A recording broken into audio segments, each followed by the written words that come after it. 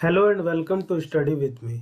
आज है 15 जनवरी और आज का जो करंट अफेयर्स का टॉपिक है वो बहुत ही इम्पोर्टेंट होने वाला है, क्योंकि आज बहुत सारे इम्पोर्टेंट टॉपिक्स मैं यहाँ पे कवर करने वाला हूँ करंट अफेयर्स के साथ साथ।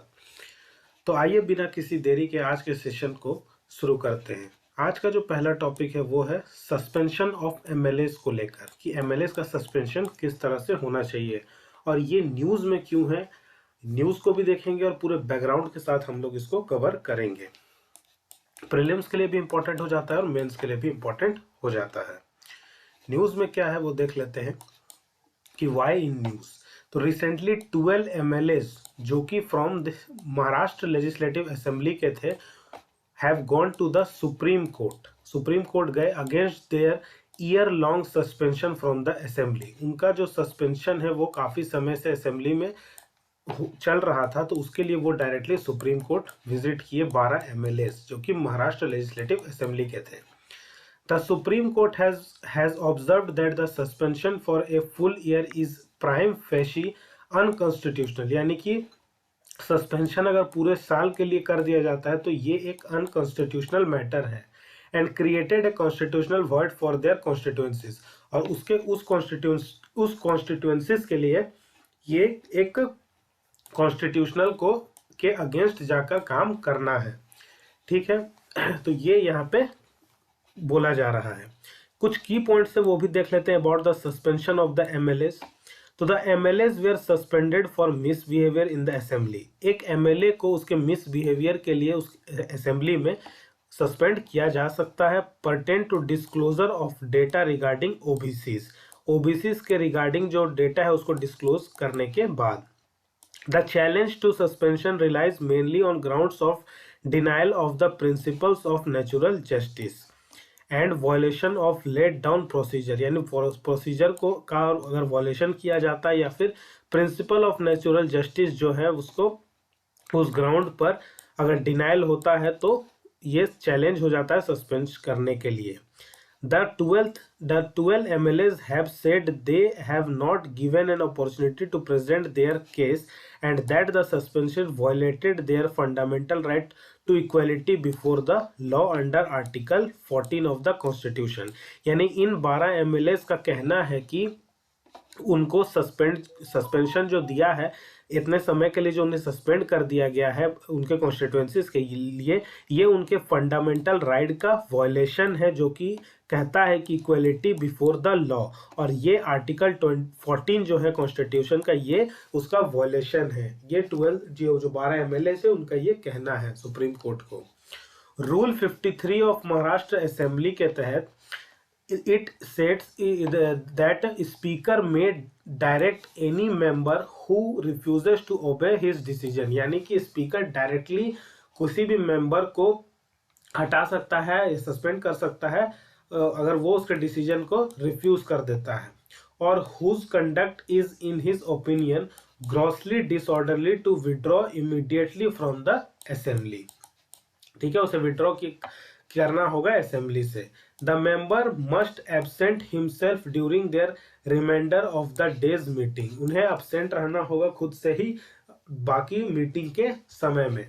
Should any member be ordered to withdraw from a second time in the same session, the speaker may direct the member to absent himself for any period not longer than the remainder of the session. यानी उस session से उन्हें नहीं रहना होगा और absent खुद को ही करना होगा, ये स्पीकर उसे कह सकता है करने के लिए। Argument by Maharashtra assembly. Maharashtra assembly का क्या आर्ग्यूमेंट है कि आर्टिकल 212 के तहत the house had within its legislative competencies under article 212 and courts do not have jurisdiction to inquire into the proceedings of the legislature. यानी कि कोर्ट को यह अधिकार नहीं है कि वो किसी भी कोई भी इंक्वायरी का प्रोसीडिंग करे लेजिस्लेचर के अंदर। आर्टिकल 212(1) के तहत state that the validity of any proceeding in the legislature of A state shall not be called in question on the ground of any irregularity of the procedure. यानी article 212(1) के तहत कोई भी legislature को state का बुलाया नहीं जा सकता या क्वेश्चन नहीं किया जा सकता कोई भी एलिड इरेगुलरिटी प्रोसीजर के लिए। ठीक है। और आर्टिकल 194 के तहत the state had also referred to article 194 on the powers and privileges of the houses and argued that any member who transgresses their privileges can be suspended through the inherent power of the house. It has denied that the power to suspend any member can be exercised only through Rule 53 of the Assembly. यानी Rule 53 of the Assembly के तहत ही किसी member को suspend करने का power है। ठीक है। Arguments by the supreme court. Supreme court का क्या आर्ग्यूमेंट है? अब ये तो आर्ग्यूमेंट था महाराष्ट्र असेंबली का। सुप्रीम कोर्ट का क्या आर्ग्यूमेंट है वो देख लेते हैं कि violation of basic structure of the constitution, कि बेसिक स्ट्रक्चर कॉन्स्टिट्यूशन का उसका वायलेशन हुआ है, यानी कि the basic structure of the constitution जो है would be hit if the constituencies of the suspended MLAs remained unrepresented in the assembly for a full year. यानी कि अगर एमएलए जो सस्पेंड रहेगा लगातार और प्रेजेंट नहीं रहेगा असेंबली में पूरे साल के लिए, तो ये कॉन्स्टिट्यूशन के अगेंस्ट होगा और ये बेसिक जो रूल है कॉन्स्टिट्यूशन का उसके अगेंस्ट होगा। कॉन्स्टिट्यूशनल रिक्वायरमेंट क्या है कि the bench refer to article 194 of the constitution which says if a period of 60 days a member of a house of the legislature of a state is without permission of the house absent from all meetings thereof the house may declare his seat vacant। अगर कोई किसी legislature में अगर कोई member 60 दिन के लिए लगातार एब्सेंट रहे बिना किसी नोटिस के, तो उसे परमानेंट उसके सीट को वैकेंट मान लिया जाता है। ठीक है। ये आर्टिकल 194 क्लॉज 4 के अंदर दिया है कॉन्स्टिट्यूशन के। ठीक है। स्टैट्यूटरी रिक्वायरमेंट क्या है कि under section 151A of the representation of the people act 1951 a by election for filling any vacancy shall be held without a period of 6 months from the date of the occurrence of the vacancy। ठीक है। फिर उसके लिए by election कराया जा सकता है और उस वैकेंट सीट्स को भरा जा सकता है बिना 6 महीने के इंतजार के बिना भी। This means that barring expectation spread under this section no constituency can remain without a representative for more than 6 months। Punishing whole constituency. The Supreme Court said that the 1-year suspension was prima facie unconstitutional as it went beyond the 6-month limit and amounted to not punishing the member but punishing the constituency as a whole। यानी कि ये unconstitutional कहा है supreme court ने भी कि अगर किसी मेंबर को 1 साल के लिए सस्पेंड कर दिया जाए और उसके कॉन्स्टिट्यूएंसी में उसे अटेंड करने रिप्रेजेंट होने भी ना दिया जाए। ठीक है। तो question of the supreme court intervention क्या है कि the supreme court is expected to rule on the question of whether the judiciary can intervene in the proceeding of the house. यानी क्या ये क्वेश्चन उठता है कि क्या सुप्रीम कोर्ट जो है उसके क्वेश्चन उठा सकती है और उसके हाउस के प्रोसीडिंग में इंटरफेयर कर सकती है या नहीं। तो कॉन्स्टिट्यूशनल एक्सपर्ट ने क्या however say that the court has clarified in previous rulings that the judiciary can intervene in case of an unconstitutional act done by the house। ऐसे तो इंटरफेयर नहीं कर सकती है, लेकिन अगर हाउस अनकॉन्स्टिट्यूशनल बिहेवियर करेगा, अनकॉन्स्टिट्यूशनल एक्ट करेगा, तो उस केस में जुडिशरी जो है वो इंटरवेंस कर सकती है। ठीक है। क्योंकि अनकॉन्स्टिट्यूशनल किसी भी हालत में होने नहीं देगा सुप्रीम कोर्ट या कोई भी कोर्ट। ठीक है। ये उसका ड्यूटी है।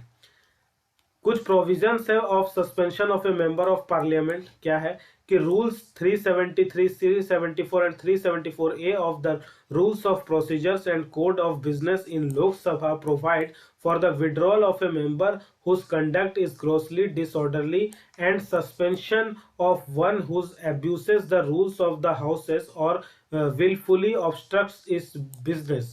The maximum suspension as per these rules is for 5 consecutive sittings or the remainder of the session whichever is less।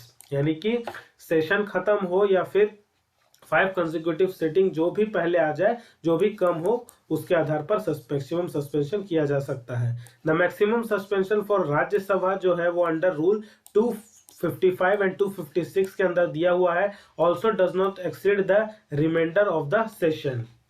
Rules जो कहता है also in place the state legislative assemblies जो है and which prescribes a maximum suspension not exceeding the remainder of the session। ठीक है, तो I hope ये जो टॉपिक है ये आपको क्लियर हुआ होगा सस्पेंशन से रिलेटेड एमएलएस का, कि किस पॉइंट पर कोर्ट जो है जुरिडिक्शन जो है वो इंटरफेयर कर सकता है या नहीं कर सकता है, क्या कॉन्स्टिट्यूशनल है और क्या अनकॉन्स्टिट्यूशनल है। तो सारे पॉइंट, सारे जो आर्टिकल है वो आपको क्लियर हो गए होंगे। ठीक है, तो बढ़ते हैं आज के हमारे नेक्स्ट टॉपिक की ओर, जो बहुत ही इंपॉर्टेंट होने वाला है, कि क्रिमिनलाइजिंग मैरिटल रेप। क्रिमिनलाइजिंग मैरिटल रेप यानी मैरिटल रेप जो होता है फोर्सफुली जो किया जाता है फैमिली मेंबर्स के द्वारा, तो उसे क्रिमिनलाइज करना चाहिए या नहीं। तो देखते हैं क्या है न्यूज में, कि recently a batch of petition ने बोला है कि क्रिमिनलाइजिंग ऑफ मैरिटल रेप, यानी मैरिटल रेप को क्रिमिनलाइज कर देना चाहिए। इसके लिए has been filed in the Delhi high court में एक केस फाइल भी किया गया है। In response of it the union government has replied that it is considering a constructive approach हो सकता है towards criminalizing it and heads out suggestions from various stakeholders. The petition seeks to amend the criminal law, यानी criminal law को amend करने की जरूरत है, which include section 375 जो कि रेप के लिए है of the Indian penal code. ठीक है, आईपीसी। तो बोला जाता है कि when rape is allowed by law. ठीक है, देखिए क्या है क्वेश्चन, की more than 2/3 of married women, यानी कि 2/3 जो महिला है, जो शादीशुदा महिला है इंडिया में, जिनका एज लगभग 15 से लेकर 49 ईयर्स तक का होता है, वो बीटन किए जाता है, उन्हें मारा पीटा जाता है, उनके साथ फोर्स किया जाता है कि टू प्रोवाइड सेक्स प्रोवाइड करने के लिए उसके साथ मजबूर किया जाता है, regardless of their socio economic position, उनके सोशियो इकोनॉमिक पोजीशन को बिना ध्यान में रखे हुए। और ये बोला जा रहा है as per the UN population fund के द्वारा। और भी एक बात बोली जा रही है कि इन 1 in 5 मैन, यानी हर 5 में से एक व्यक्ति जो है अपनी वाइफ के साथ या पार्टनर के साथ फोर्स करता है टू हैव ए सेक्स। ठीक है, ये भी बोला जा रहा है as per the international man and gender equality survey 2011 के अनुसार।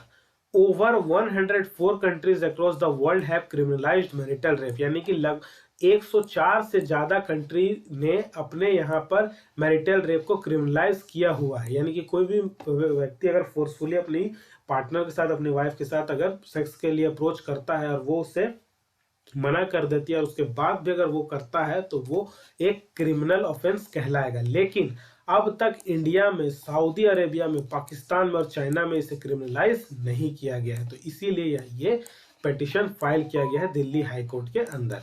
कुछ बैकग्राउंड भी है वो हम देख लेते हैं, कि the grounds of marital immunity for rape prosecution have emerged from the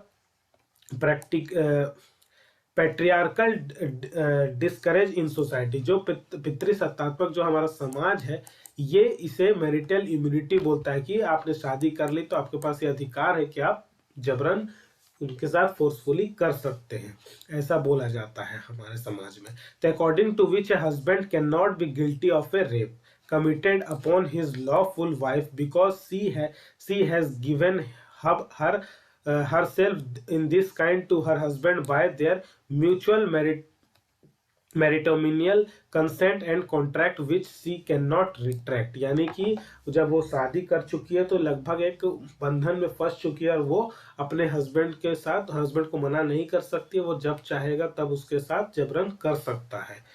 ये तो बैकग्राउंड बना हुआ है हमारे समाज का।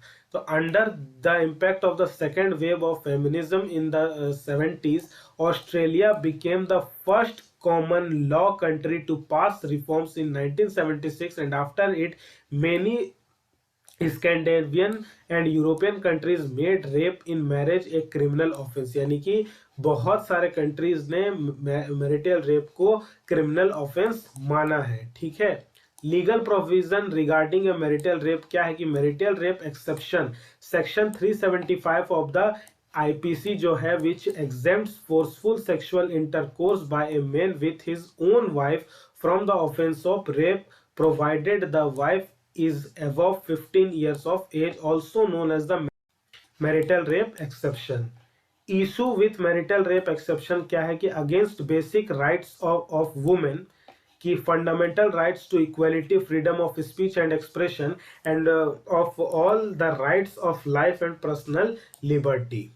ठीक है, ये इसका वॉयलेशन होता है वुमेन के साथ।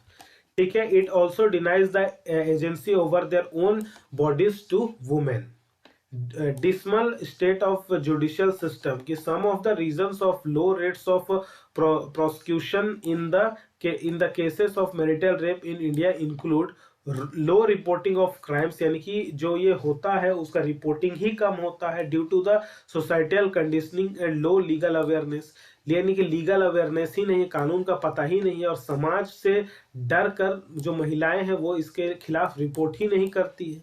ठीक है, inaccurate method of collection of national crime records bureau data, जो डेटा भी है उसका जो कलेक्शन वो भी इनएक्यूरेट होता है। और out of court settlement due to the lengthy process of justice और लैक ऑफ एडमिसेबल प्रूफ, और प्रूफ नहीं मिल पाता है जल्दी, या जस्टिस मिलने में जो प्रोसेस है उसमें समय लगता है, तो महिला को जो ये वो इतना ज़्यादा इंतजार नहीं कर पाती है या इतना ज़्यादा वेट नहीं कर पाती, और समाज से भी प्रताड़ना होती है। तो इन सभी चीज़ों के कारण जो है वो कोर्ट तक नहीं पहुंच सकते और कोर्ट के बाहर ही सेटलमेंट हो जाता है। Justice JS. Verma committee recommendation जो है कि जस्टिस जे.एस. वर्मा कमेटी ने constituted in the after math of the horrific Nirbhaya जो गैंग रैप हुआ था 2012 में, while some of its recommendation helped shape the Criminal Law Amendment Act 2013, its most radical suggestions include on a marital rape were swept under the craft. Government stand क्या है इसमें कि destabilising effect on institutions of marriage. ठीक है, government बोलती है कि multiple occasion that criminalizing marital rape will threaten the institution of marriage and will also impinge the right to privacy के अगेंस्ट भी है बोलता है। मिसयूज ऑफ लीगल प्रोविजन की growing misuse of section 498A यानी कि harassment cause of a marriage women by her husband and in laws, इसका misuse भी किया जाता है of IPC and the protection of women from the domestic violence act 2005। Criminalizing marital rape could become an easy tool for harassing husband, यानी अपने husband को harass करने के लिए ये टूल की तरह यूज हो सकता है। वुमेन मतलब कि झूठ मूठ का भी बोलकर अपने पति को फंसा सकती है। तो ये गवर्नमेंट का स्टैंड है, ये वो बोल रहा है, और राइट टू प्राइवेसी भी उससे खत्म हो सकती है ऐसा करने से। तो इस तरह की चीजों को के बारे में गवर्नमेंट का स्टैंड है। ठीक है, कुछ वे फॉरवर्ड क्या है कि मल्टी स्टेक होल्डर अप्रोच है। The criminalizing of marital rape will be a symbolic start of sure. ठीक है, bringing behavioral changes is and awareness campaigning, sensitizing the public, civilians, policy, judges, medical personnel on the importance of consent, timely medical care and rehabilitation, skill development and employment for facilitating economic independence of victims। ठीक है, तो ये कुछ और extra points है जो आप देख सकते हैं। तो आई होप ये जो टॉपिक है ये आपको क्लियर हुआ होगा। प्रीलिम्स और मेंस दोनों के पॉइंट ऑफ व्यू से ये इंपॉर्टेंट हो जाता है। ठीक है, बढ़ते हैं आज के हमारे नेक्स्ट टॉपिक की ओर, अगले टॉपिक की ओर, जो है कि मिलीमीटर वेव बैंड इन 5G। मिलीमीटर वेव बैंड इन 5G क्या है ये, न्यूज में देख लेते हैं। तो रिसेंटली जो है satcom industry association India has voiced concern over the government's plan to include the millimetre wave bands in 5G spectrum auction. ठीक है, मिलीमीटर वेव जो इसको इंक्लूड करने की बात की जा रही है। Telecom regulatory authority of India जो sought industries view on topics related to quantum of spectrum to be auction off, यानी कि 5G टेक्नोलॉजी क्या है ये समझ लेते हैं। 5G is the 5th generation mobile network. ठीक है, new global wireless standard after 1G, 2G, 3G and 4G network, 5G network will operate in the mm wave spectrum। ये mm wave spectrum से काम करेगा। It enables a new kind of network that is designated to connect virtually everyone and everything together, include machines, object devices. Bands in 5G and 5G mainly work in namely low, mid, and high frequency spectrum, all of which have their own uses as well as limitations. Low band spectrum जो है, it has shown a great promise in terms of coverage and speed of internet and data exchange. However, the maximum speed is limited to 100 Mbps. ठीक है. Mid band जो spectrum है ये high speed compare to the low band but has limitation in terms of coverage area and penetration of signals. High band spectrum जो है ये highest speed of all of the three bands but extremely limited coverage and signal penetration strength. Internet speed is a high band spectrum of 5G have been tested to be as high as 20 Gbps यानी Mbps नहीं GPS, which is more in most cases the maximum internet data speed in 4G have been recorded in 1 Gbps. ठीक है, तो देखिए इस तरह से कुछ काम करता है. हाई बैंड का जो है वो 24 गीगाहर्ट्ज से लेकर 48 गीगाहर्ट्ज तक इसका स्पीड रहता है. मिड बैंड्स जो 2 है ये 3.5 गीगाहर्ट्ज से 7 गीगाहर्ट्ज तक इसका स्पीड रहता है. मिड बैंड 1 में 1 गीगाहर्ट्ज से लेकर 2.6 गीगाहर्ट्ज तक इसका स्पीड रहता है. लो बैंड में सब्सिक्वेंटली से और 1 गीगाहर्ट्ज से कम इसका स्पीड रहता है. कवरेज जो है ये बैंड विड्थ होगा और ये लेटेंसी होगा, तो इस तरह से ये काम करेगा. ठीक है.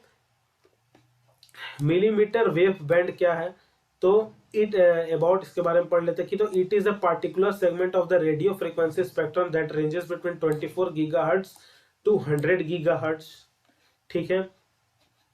This spectrum, as the name suggests, has a short wavelength and is appropriate for to deliver greater speeds and low latencies.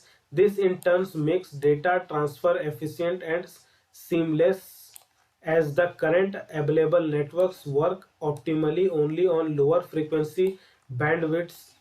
कुछ सिग्निफिकेंस देखने को मिल जाता है कि 5G can be deployed using low frequency bands. They can cover greater distances and are proven to work efficiently even in urban environments which are in prone to interference.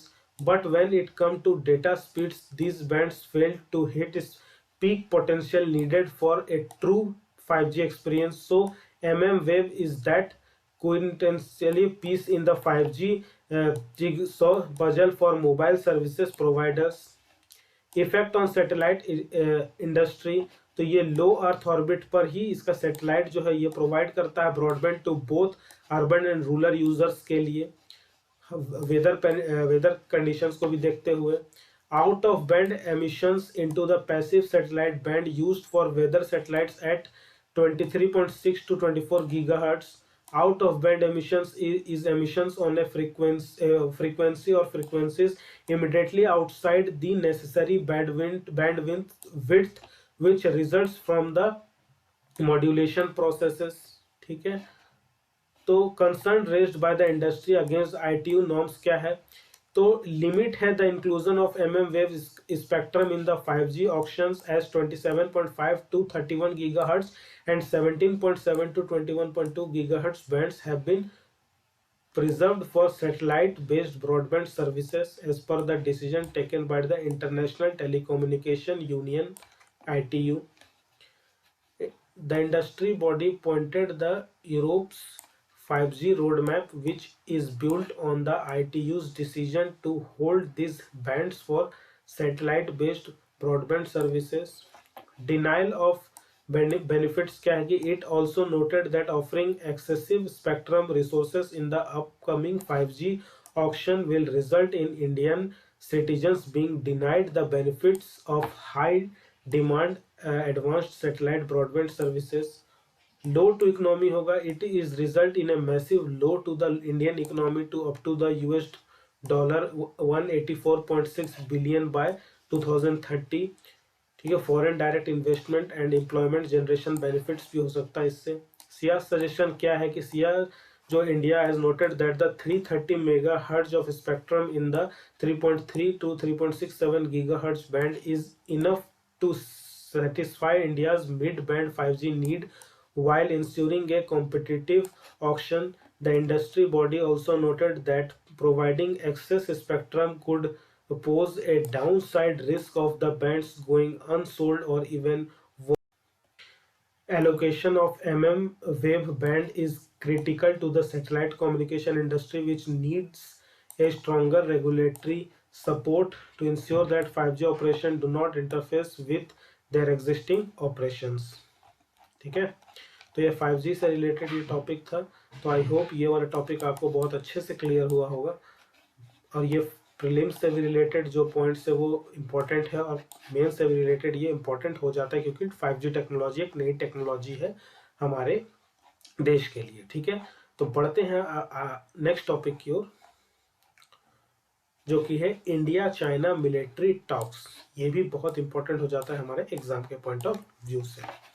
India China military talks क्या है? Recently जो है क्या है news में, वो देख लेते हैं कि recently the 14th round of corps commander level talks concluded between India and China. यानी 14वां जो राउंड है कॉर्प्स कमांडर लेवल जो टॉक्स है वो अभी पूरा हुआ है इंडिया और चाइना के बीच में। मीटिंग जो है रिजल्ट हुआ in no breakthrough the disengagement from Hot Springs and Gogra post, but the two sides have agreed to meet again soon. यानी कि कोई भी ब्रेक थ्रू नहीं देखने को मिला फ्रॉम हॉट स्प्रिंग और गोगरा पोस्ट से, लेकिन दोनों के बीच ये एग्रीमेंट हुआ कि वो फिर से जल्दी मिलेंगे। The meeting had a positive outcome in comparison to the last meeting, where no joint statement were released and the two sides have issued independent statement blaming each other for the situations. ठीक है, तो ये है ये देखिए यहाँ वाला Aksai चीन जो ये देखिए लद्दाख वाला रीजन है, और ये वाला रीजन जो रहता है वो इंडिया और चाइना का जो है वो हमेशा डिस्प्यूट वाला रीजन रहता है। ये वाला रीजन को बोला जा रहा है हॉट स्प्रिंग, और ये है गलवान वैली। तो इसी दो रीजन को लेकर जो है वो किसी भी तरह का आउटकम देखने को नहीं मिला, लेकिन दोनों में ये इंडिया में और चाइना दोनों में ये तय हुआ कि वो फिर से जरूर मिलेंगे। ठीक है, कुछ की पॉइंट से देख लेते हैं कि location of hot Spring and Gogra post, वो मैंने आपको यहाँ पे दिखा दिया। कुछ इंपॉर्टेंस देख लेते हैं Hot Spring and Gogra post. ये इंपॉर्टेंट है कि the area lies close to the Kongka pass, one of the main passes which according to China marks the boundary between India and China. India's claim of the international boundary lies significantly east, as it includes the entire Aksai Chin area as well. Hot Spring and Gogra Post are close to the boundary between two of the most historically distributed provinces, Xinjiang and Tibet of China. Pangong Tiso Lake. Pangong Lake is located in the Union Territories of Ladakh. It is situated at a height of almost 4,350 meters and is the world's highest saltwater lake. Extending the almost 160 km, one third of the Pangong Lake in India and the other two side China. Galwan Valley जो है वो है the valley refers to the land that sits between steep mountains that buffer the Galwan River. The river has its source of Aksai Chin or China's side of the line of actual control, and it flows from the east to Ladakh, where it meets the Saiko River on India's side of the lake. The valley is strongly located between Ladakh in the west and Aksai Chin in the east, which is currently controlled by China, part its Xinjiang autonomous region. Chang Chenmo river जो है ये Chang Chenmo river जो है ये tributary है of Shyok river, a part of Indus river system. It is at the southern edge of the disputed Aksai Chin region and north of the Pangong lake. Source of Chang Chenmo is near the Lang pass. Konga Pass. The Konga Pass or the Konga La is a low mountain pass over a hill that interacts into the Chang Chemno Valley. It is the disputed India-China border area in Ladakh. ठीक है, Karakoram range. It is almost known as the Krishnagiri, which is situated in the northwestern range of the Trans-Himalayan ranges. It forms India's frontiers in Afghanistan and China. It extends eastwards from the Pamir for about 800 kilometer. It is a range with lofty peaks, elevation इतना, the peaks are more than 8,000 meters above sea levels. ठीक है, K2 का height क्या है 8,611 metre. The lake plateau lies in the north east of the Karakoram range. ठीक है, I hope ये वाला जो टॉपिक है ये क्लियर हुआ होगा. ठीक है, आपको ये मैप समझ में आया होगा, क्या जो बॉर्डर लाइन में डिस्प्यूट है वो भी समझ में आ गया होगा. तो बढ़ते हैं आज के हमारे नेक्स्ट टॉपिक की ओर, है जो है रिलेटेड है मेटेओराइट से. Meteorite ALH84001. तो रिसेंटली क्या है न्यूज़, क्यों है न्यूज़ में देख लेते हैं. तो why news recently a new study published in the journal Science offers an explanation for the existence of organic compounds on the surface of meteorite called ALH84001. यानी ये जो मेटेराइट है उसमें जो ऑर्गेनिक कंपाउंड जो है उसके सरफेस में, उसको एक्सप्लेन कर रहा है जर्नल साइंस के द्वारा, एक न्यू पब्लिश हुआ है. It landed on earth from Mars in 1984 and can possibly unravel the existence of life in Mars, यानी जिसको रेड प्लैनेट बोला जाता है. ये जो है इट लैंडेड ऑन अर्थ, ये मार्स से अर्थ में लैंड हुआ था 1984 में, और ये पॉसिबली है कि ये इसमें जो है एग्जिस्ट कर सकता है लाइफ ऑन मार्स. ठीक है, जिसको कि रेड प्लैनेट बोला जाता है. अबाउट मेटेओराइट जो है वो नेम्ड एलान hills ALH84001 was found in December 1984 in the far western ice field of Alien Hills in Antarctica by US meteorite hunting expedition.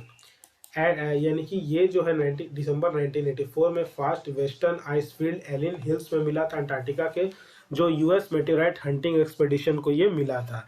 Eight the time of its discovery it was recognised as the most unusual rock collected. It was described as the time of discovery as shaped like a rounded brick or a large potato about 6 inches long by 4 inches by 3 inches and was partly covered with black glass.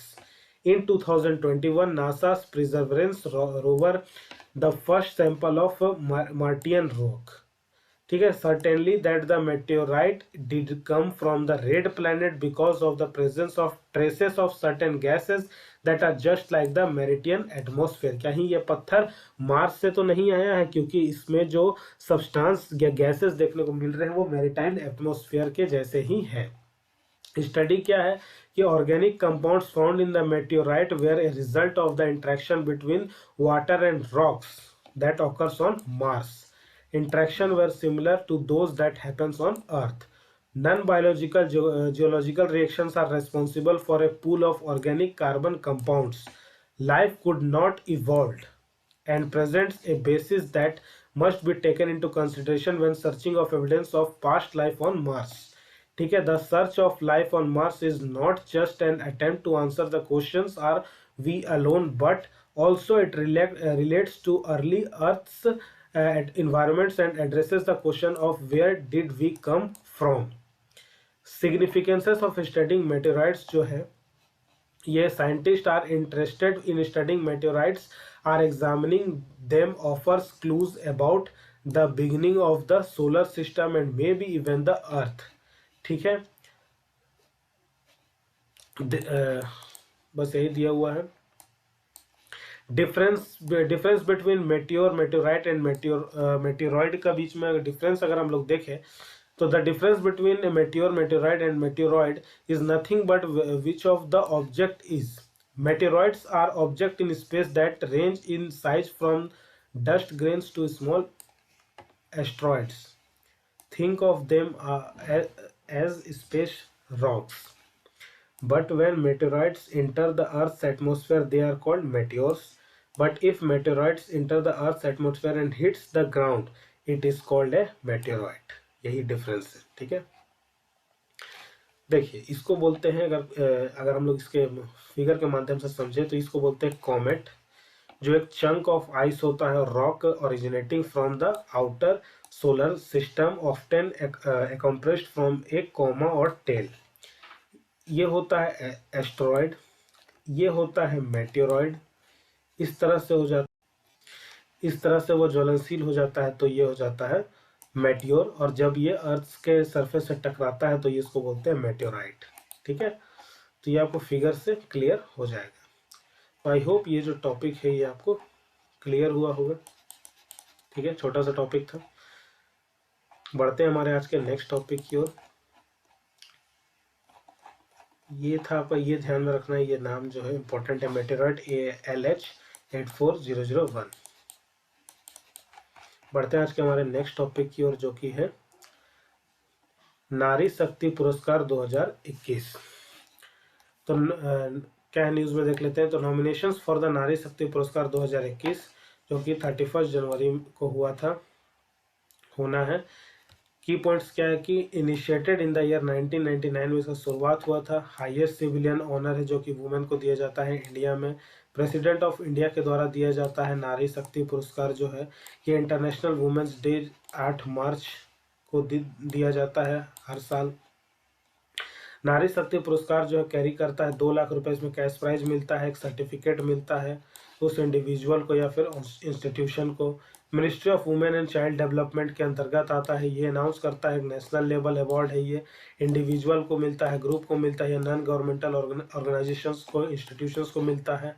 ठीक है, encouraging women to participate in decision making roles, women skill development in traditional and non-traditional sectors, facilitating basic amenities for rural women, promoting women in non traditional sectors जैसे कि science and technology, sports हो गया, culture हो गया, art हो गया, culture हो गया। इसमें इसी तरह से significant works towards safety and security, health and wellness, education, life skills, respect and dignity of women। तो इन सभी जो काम होता है ये सब परफॉर्म करने पर वुमेन को दिया जाता है, या फिर इंस्टीट्यूशन को दिया जाता है, या ना एनजीओ को दिया जाता है, इंडिविजुअल को भी दिया जाता है। ऑब्जेक्टिव क्या है इसका कि government commitment towards women with the aim of strengthening their position in the society, provide an opportunity to young Indians to understood the contribution of women. ठीक है, it will also help in achieving the 2030 sustainable development goals SDG 5 जो achieve gender equality and empower all women's and girls. Eligibility क्या है इसका, तो as per the guideline any individual of at least 25 years of age and institutions have worked in the relevant field for at least 5 years are eligible to apply। International women's day के बारे में बता दें तो इंटरनेशनल वुमेंस डे जो है 8 मार्च को मनाया जाता है। ग्लोबल डे है celebrating the social, economical and cultural and political achievements of women. The day also mark as a call to action of accelerating gender parity. Women's day was first celebrated back in 1911 by Clara Zetkin, who was a German। The roots of the celebration have been in the labor movement। Celebration was shifted to the 8 March 1993 से। It has been renamed as a ever since। ठीक है, international women's day was celebrated for the first time by the United Nations in 1975। ठीक है, general assembly ने इसे adopt किया था as a resolution of proclamation a United Nations day के रूप में। ठीक है, तो ये इम्पोर्टेंट है वुमेन के लिए, डे बहुत इम्पोर्टेंट है, नारी शक्ति पुरस्कार 2021। तो आई होप ये जो टॉपिक है आपको क्लियर हुआ होगा। तो बढ़ते हैं आज के हमारे नेक्स्ट टॉपिक की ओर, जो कि है काला कुंभ आर्टिस्ट वर्कशॉप्स। क्या है ये, न्यूज़ में देख लेते हैं। तो a part of grand celebrations of the Amrit Mahotsav, the ministry of culture in collaboration with the ministry of defence organised Kala Kumbh artist workshop for painting scrolls. यानी जो मिनिस्ट्री ऑफ कल्चर जो है वो मिनिस्ट्री ऑफ डिफेंस के साथ मिलकर एक काला कुंभ ऑर्गेनाइज कर रहा है आर्टिस्ट वर्कशॉप के लिए, फॉर पेंटिंग स्क्रॉल्स के लिए। द डायरेक्टर जनरल जो है एनजीएम यानी national gallery of modern art along with professors of eminent universities acted as mentors for the scroll painting workshops. कुछ की पॉइंट्स से देख लेते हैं अबाउट कि मेजर थीम जो है वो है unsung heroes of the struggle for India's freedom. ठीक है, meticulously done by Nandlal Bose, National Gallery of Women Art about National Premier Institute that was established in 1954 by the Vice President Dr. S. Radhakrishnan in the presence of Prime Minister Jawaharlal Nehru. ठीक है, NGM is a repository of the cultural ethos of the country and showcases the changing art forms through the passage of the last 150 years, starting from about 1857 in the field of plastic arts. Headquarter जो है इसका new Delhi में है। Nodal minister है जो कि run करता है, administer under the ministry of culture के अंदर ये काम करता है। नंदलाल बोस जो है वो 1882 से 1966 तक थे। ये थे नंदलाल बोस, इसका आप फोटो देख सकते हैं। इसके बारे में भी आप पढ़ सकते हैं थोड़ा सा बैकग्राउंड के साथ कि इनका जो जन्म हुआ था बिहार मुंगेर में हुआ था, district on 3 December 1882। Nandlal Bose was one of the pioneers of modern Indian art and a key figures of contextual modernism. Bose was groomed by Rabindranath Tagore, the nephew of the Rabindranath Tagore, as well as the principal artist and creator of the Indian Society of Oriental Art for 5 years till 1910. Murals of Ajanta's awakened, यानी कि association with the Tagore family and the murals of Ajanta awakened his idealism for a nationalistic consequences commitment towards classical along with its underlying spirituality and symbolism. ठीक है, तो इसके बारे में ही ये आप इसके बारे में बैकग्राउंड यहाँ पे आप देख सकते हैं, जो कि इनका हिस्ट्री है पूरा, इनका जितना अचीवमेंट्स है उसके बारे में दिया हुआ है, तो ये आप बैकग्राउंड में देख सकते हैं। ठीक है, चाहे तो स्क्रीनशॉट भी लेकर ये आप इनके बारे में एक शॉर्ट रीडिंग लगा सकते हैं। तो आई होप आपको ये जो मेन टॉपिक है ये आपको समझ में आ गया होगा, काला कुंभ आर्टिस्ट जो वर्कशॉप है उसके बारे में। बढ़ते हैं आज के हमारे नेक्स्ट टॉपिक की ओर, जो कि है मकर संक्रांति। मकर संक्रांति जो है, सभी को मकर संक्रांति की बहुत बहुत शुभकामनाएं। मकर संक्रांति जो है वो पूरे देश में मनाई जाती है, लगभग सभी स्टेट्स में मनाई जाती है, लेकिन अलग अलग नाम से हम लोग ये कह सकते हैं कि अलग अलग नाम से और अलग अलग रूप में मनाई जाती है। ये जितने भी फेस्टिवल्स है जो मनाए जाते हैं ये सभी हार्वेस्ट फेस्टिवल है, चाहे वो मकर संक्रांति हो, चाहे उत्तरायण हो, भोगी हो, मग बिहू हो, या चाहे वो पोंगल हो। ठीक है, the festival celebrated the hard work and entrepreneurs millions of farmers across the country. जो फार्मर्स अक्रॉस द कंट्री जो है उनका जो उनके लिए सेलिब्रेट ये फेस्टिवल किया जाता है। मकर संक्रांति को अगर पार्टिकुलरली हम लोग कुछ की पढ़ सकते हैं, मकर संक्रांति के बारे में अगर हम लोग पढ़े तो इसमें होता है कि Makar Sankranti denote to the entry of sun in the zodiac sign of Makara, यानी कि Capricorn, as it travel on its celestial path. ठीक है, the day marks the onset of summer and the 6 months of auspicious period of Hindus known as Uttarayan, the northward movement of the sun.